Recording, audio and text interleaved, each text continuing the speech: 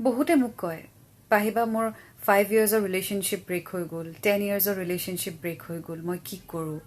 কিছুমানে কয় এবছৰহে হৈছে ৰিলেশ্যনশ্বিপটো একো নহয় দে পাহৰি যাবি কিন্তু মই ভাবোঁ সেয়া 5 বছৰ 10 বছৰ বা 1 বছৰ ৰিলেশ্যনশ্বিপেই নহওক কিয়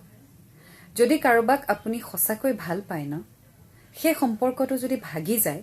তেতিয়াহ'লে সেই 5 বছৰ সম্পৰ্ক ভাগিলে যিমান দুখ হ'ব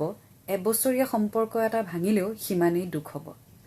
অনলি ডিফাৰেন্স ইজ যে 5 বছৰত হয়তো আপোনাৰ মোমেণ্টছ বহুত বেছি থাকিব মেমৰিজ বহুত বেছি থাকিব কিন্তু ভালপোৱাৰ সংখ্যাটোতো সিমানেই থাকিব ন সেয়া 1 বছৰত আপুনি যিমান ভাল পায় 5 বছৰতো সিমানেই ভাল পাব সেইটো বাঢ়ি বা কমিটো নাযায় হয়তো মোমেণ্টছ কম হ'ব পাৰে বা হয়তো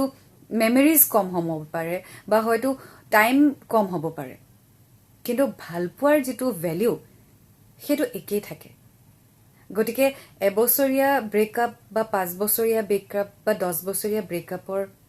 দুখটো যে বেলেগ বেলেগ হ'ব মই নাভাবোঁ যদি সঁচাকৈ কোনোবাই